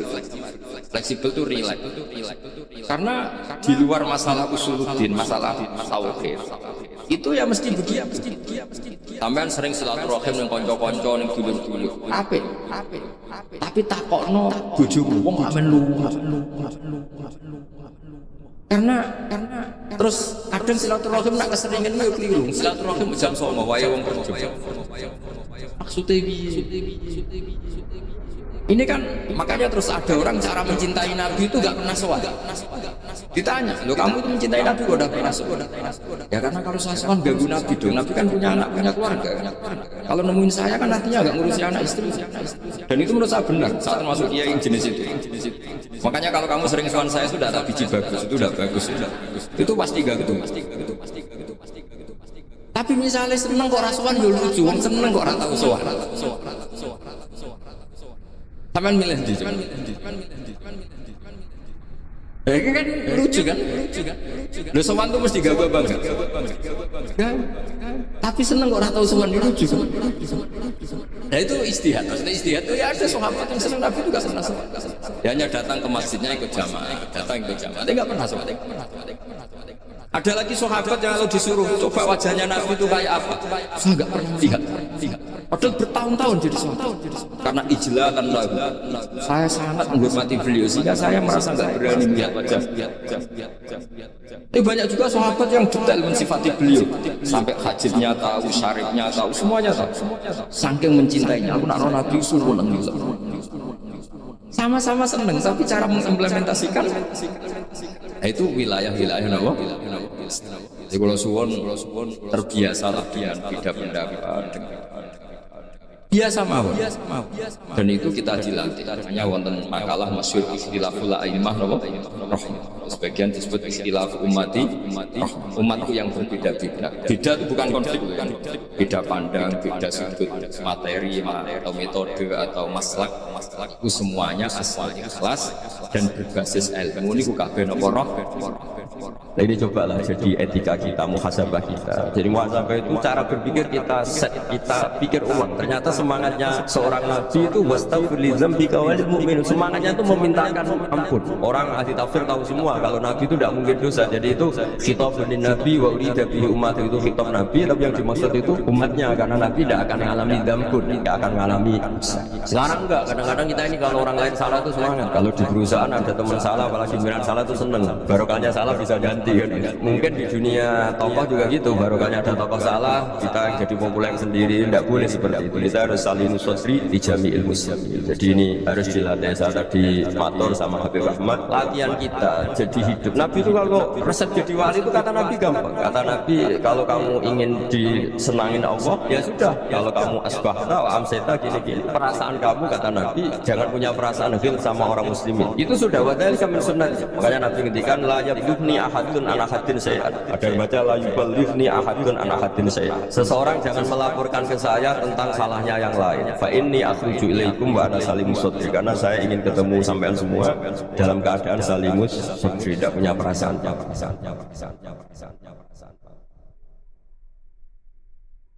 Dalam konteks Indonesia, muhasabah itu sudah jadi perilaku ya.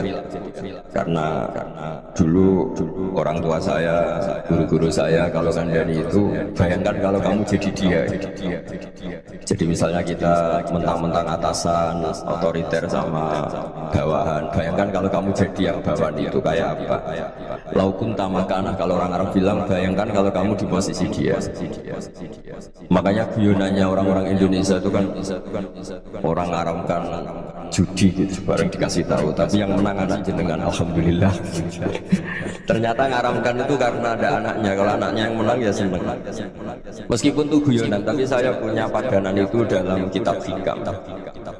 Nabi Ibrahim itu Khalilur Rahman, tentu bencinya minta ampun sama yang namanya maksiat. Suatu saat beliau diterbangkan di alam malakut. Itu kalau di hikam saya halaman 15 juga.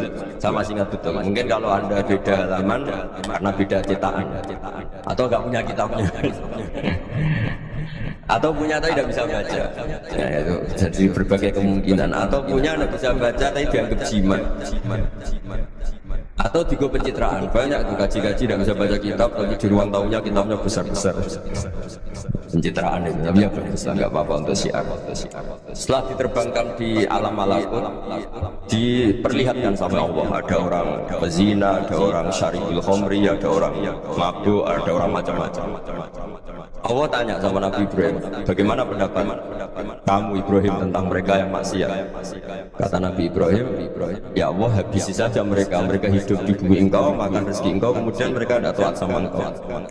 Sehingga cerita di fase itu, saya ulang lagi di fase itu, Allah nuruti sampai sekian peristiwa, mungkin 3 atau 4. Ya, setelah sekian tahun Nabi Ibrahim lupa peristiwa itu, kemudian beliau diminta menyembelih anaknya. Ini versi kitab fikih. Memang versinya banyak tentang kenapa Nabi Ibrahim disuruh menyembelih anaknya. Ketika mau menyembelih anaknya, Nabi Ibrahim ragu. Buat samrotu fuadi, anak saya ini buah hati saya, kenapa engkau suruh menyembelih? Kata Allah, apa kamu tidak ingat ketika kamu seangkat di alam malakut, kemudian kamu usul bunuh-bunuh, saya tidak mempertimbangkan usul Anda, tapi kenapa sekarang saya merintahkan kamu mikir?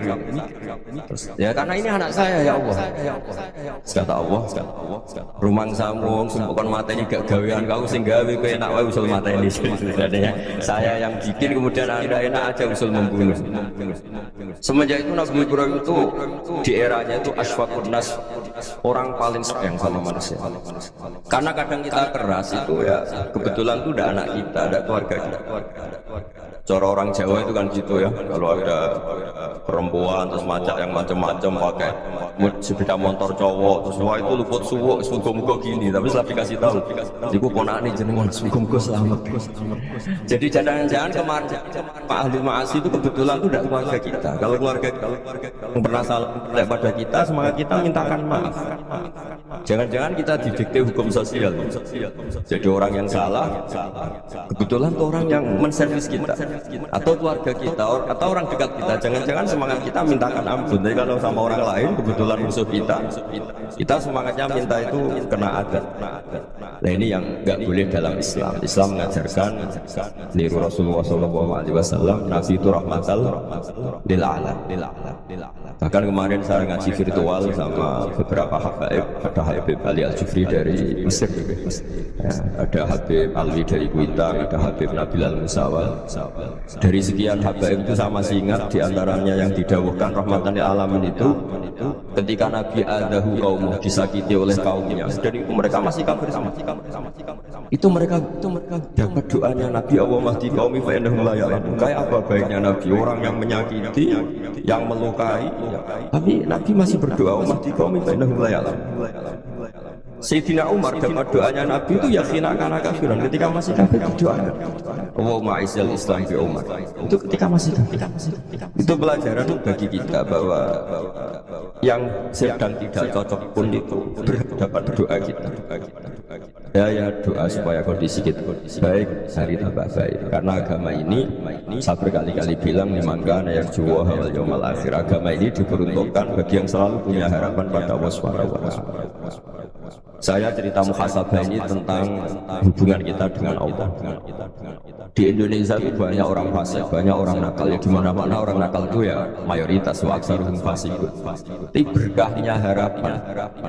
Mungkin saya kira nakal sobenda, mungkin saya kira sholat soben sholat, mungkin sekarang belum sangko, belum dermawan suatu saat. Barokahnya itu kefasikan ini dianggap sementara. Sedang fasik, sedang tidak benar. Karena kiai-kiai kita, para guru-guru kita, para habaib utamanya itu mesti bilang semoga husnul khotimah. Nah barokahnya doa itu semoga husnul khotimah itu menjadikan satu pola sosial. Yang sedang fasik ini masih diharapkan jadi lebih baik, sehingga kita tidak ngambil sikap ekstrim, ya ingin menghabisi atau ingin mengadili, tidak, karena selalu kita punya harapan. Dan agama ini dimangkan yang juwa wal yaumal. Bayangkan itu kalau yang nakal itu anak kamu, pasti kamu nggak ingin kan langsung azab dapat apa. Padahal kita semua jadi tokoh ini Abdul Tulli, bapak dari semua.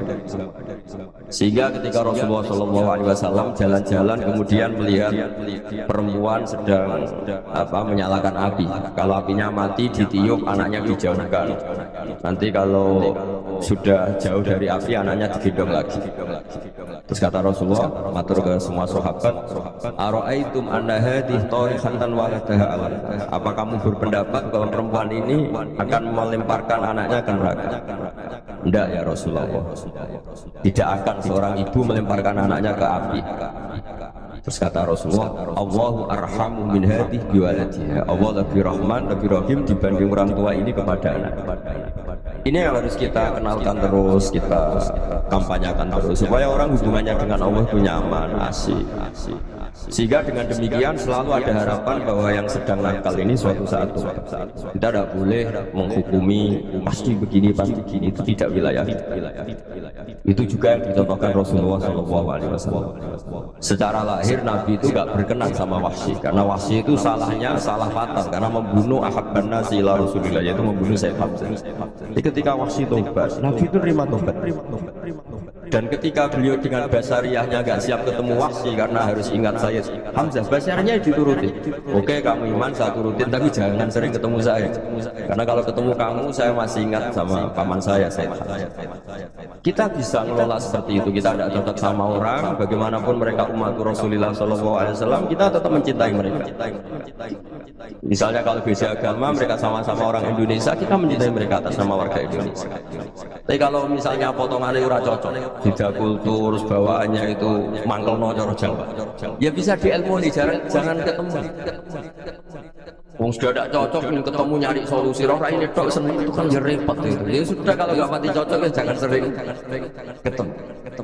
Dan itu kita bisa memanage seperti itu tuh bisa. Saya berkali-kali cerita tentang Imam Syafi'i. Kalau dikasih tahu ya Imam Abu Abdillah, panggilannya Imam Syafi'i, tetangga Anda ini ternyata banyak yang nggak seneng Anda. Jawabnya beliau, ya bagus kalau nggak seneng saya, nggak utang saya. Jadi gara-gara sama seneng aku ngatur aku ini kan. Dan mungkin sama rasa seneng kan ya enak.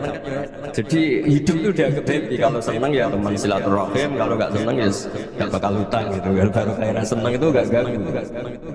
Jadi dulu itu orang bisa ngelola seneng tidak seneng itu bisa, karena ada kearifan hubungan dengan Allah Subhanahu wa Ta'ala. Hidupnya selesai karena masyhul bi dzikrillah, mereka sibuk dengan Allah. Makanya kata ulama-ulama tasawuf, kamu jangan melihat manusia perilakunya, tapi kamu juga harus ingat yang gerakkan semua itu Allah Subhanahu wa Ta'ala. Dengan demikian kita farah, kita senang. Makanya Nabi kalau mutus Anas bin Malik kemudian enggak kesampaian yang diinginkan karena Anas main, ketika garwa-garwane Nabi agak tersinggung, Nabi andaikan Allah menghendaki yang saya inginkan kesampaian, pasti itu kesampaian. Jadi dianggap kegagalan Anas enggak manggil yang dituju Nabi itu yang ngersane Allah yang Sayyidina Ali lebih parah lagi yang dialami. Itu dalam beliau kalau dipanggil itu enggak cepat-cepat ke sana. Ketika ditanya, "Kenapa kamu tak panggil enggak cepat ke saya?" Amin tuh ukubatak, karena aku tahu kau orang baik. Orang baik itu pemaaf. Jadi makanya orang-orang soleh dulu itu bodoh itu. Makanya sekarang kalau ada orang bodoh itu mesti bidik orang soleh. Kalau orang-orang soleh itu akhirnya husnudon lagi sering dibodohi. Abdul bin Umar itu masyhur itu.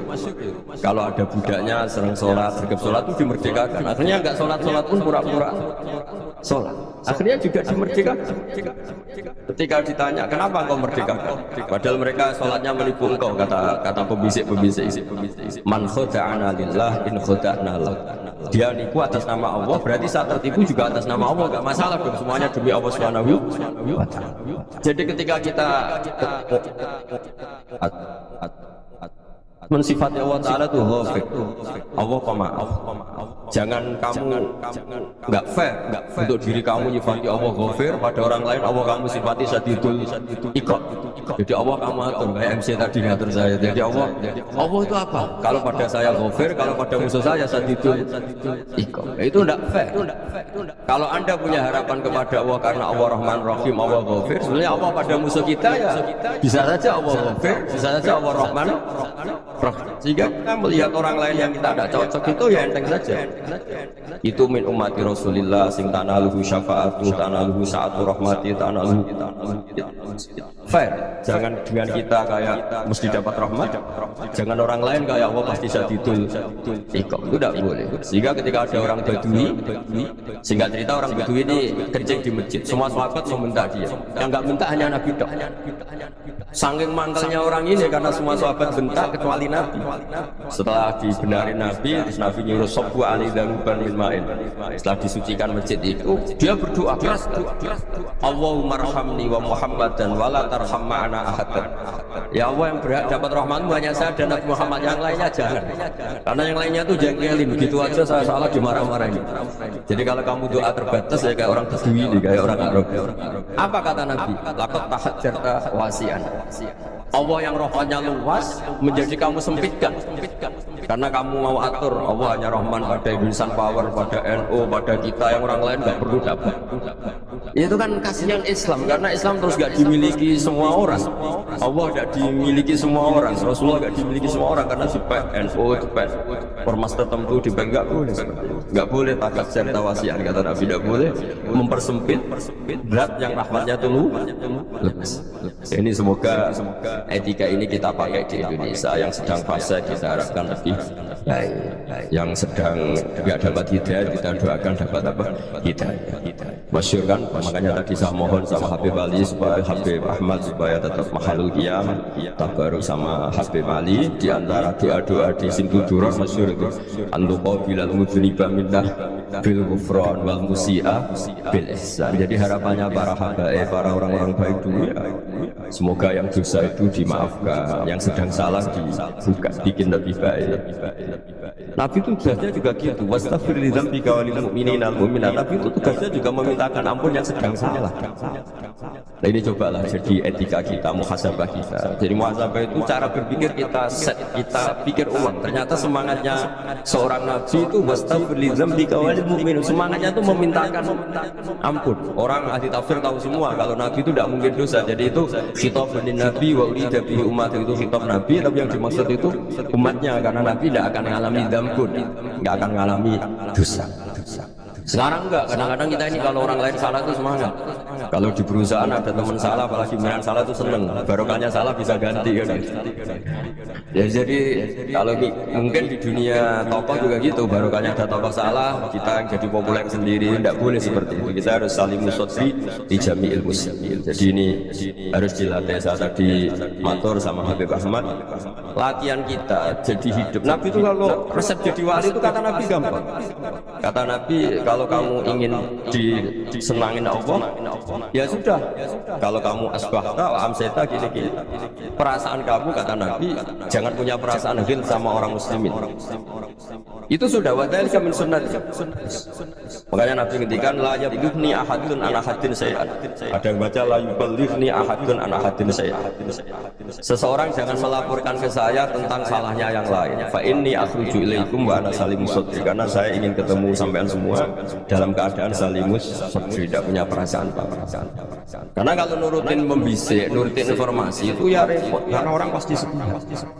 Ada kiai yang datang ke kampung-kampung ning desa-desa, kata yang seneng itu punya akhlak. Oh itu bagus, orang besar datang ke kampung-kampung. Kata yang enggak seneng, oh itu jobnya kiai kecil kok diambil, itu kan yang kasihan. Itu kan sudut pandang. Makanya saya sering bilang, akal kita ini cukup untuk mentasbih Rasulullah SAW. Meskipun perasaan kita kadang orang Jawa itu beda. Saya berkali-kali bilang sama peneliti dari Jogja, kenapa sih para nabi itu kok poligami istrinya banyak? Nabi Dawud katanya itu berapa? Nabi Sulaiman malah jumlahnya agak terbatas itu. Nabi Muhammad itu paling sedikit. Saya tanya gini, perempuan itu orang lemah, jadi kalau nolong orang satu gimana baik, kalau nolong orang dua ya lebih baik, ya sudah kira-kira seperti itu. Paling tidak akal kita masih tahu kalau orang baik itu kan mesti baik, nolong orang satu baik, nolong orang dua ya lebih baik, nolong orang tiga lebih baik. Tapi kalau kamu orang nggak baik, satu saja kamu terlantarin, kamu miskinkan, kamu ya tinggal ukur kan. Kalau orang baik nambah baik. Tapi kalau orang buruk tambah buruk. Nah itu akal. Akal kita bisa menganalisis kenapa sih nikah itu ada yang poligami, ada yang enggak. Sudah ukur saja diri kamu. Misalnya kayak saya elek keriting, rabi terus. Mau perbanyak wong elek. Orang perilaku tok ra ini dadi elek kabeh. Tapi nak kowe ku ganteng, alim, ganteng, sugih. Anake ganteng-ganteng, berhubung kowe saleh ahli swarga kabeh. Mertua yo bangga karena karya kamu meyakinkan. Ini mertua kamu aja gak bangga mau nambah. Ipar gak bangga, mertua gak bangga, desa kamu yang kamu wayai juga gak beda dengan Nabi ketika nikah Juwairiyah itu gak ada pernikahan sebarukan Nabi dengan Juwairiyah itu Asyhadu Rasulillah. Di situ habis perang banyak tawanan gara-gara jadi bisanya Nabi langsung dibebaskan semua karena Asyhadu Rasulillah. Sekarang bisanya Kanjeng Nabi. Dulu Abu Sufyan memanggilnya dengan main sama Nabi gara-gara putrinya dinikah terus langsung. Kalau kamu kan enggak, nikah satu, nikah lagi satu kampung musuhnya. Istri pertama ya cemburu, yang kedua gak bangga. Wah itu selesai dunia wal akhirah. Maksud saya, nganalisis Islam itu harus pakai akal. Dan akal yang dipakai, ini saya bawa ke kitab Ihya, adalah pikiran-pikiran para ulama. Makanya ketika Imam Ghazali ketika ditanya, "Fakaifa bi muslimin fasikin asawwaha fi jami'i amr." Kalau saya ketemu orang fasik, orang Islam tapi fasik, perilakunya enggak ada yang benar. Kata Imam Ghazali jawabnya lucu, aneh.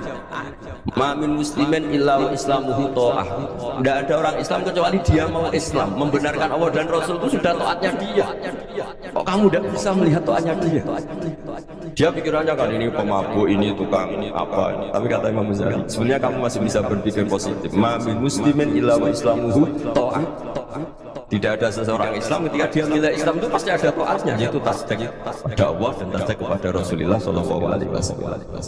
Jadi dengan pola seperti itu, maka di antara guru-guru kita yang modern ya di era Mbah Maimun, di sini ada Habib Ahmad, Habib Salim, syair yang sering dibaca beliau adalah ada orang munajat sama Allah. Ini cerita munajat. Itu orang itu ngendikan gitu, ana mudnibun, ana mukhtiun, ana asi, huwa rahimun, huwa ghafirun, huwa afu. Ya Allah, saya mukhti, saya orang yang salah. Ana mudnib, saya orang yang dosa. Ana asin, saya sering maksiat. Tapi engkau ya Allah, engkau ghafir, pemaaf. Engkau rahim, maha pengasih. Engkau afin, yang mudah memaafkan. Kata orang ini ya agak kurang ajar, tapi saking senengnya sama Allah. Qobal tuhunna salasatan bisalasat. Ya gini saja ya Allah, sifat engkau diadu dengan sifat saya. Engkau Tuhan, tidak boleh kalah. Terus wasatah liban ausofu ausofi, dan engkau pasti pemenangnya. Jadi ada orang merayu Allah dengan cara seperti itu ya. Saya ini manusia, salah saya banyak. Engkau ampunannya banyak. Engkau Tuhan, terus tidak boleh ampunan Anda, ampunan engkau kalah dengan salah.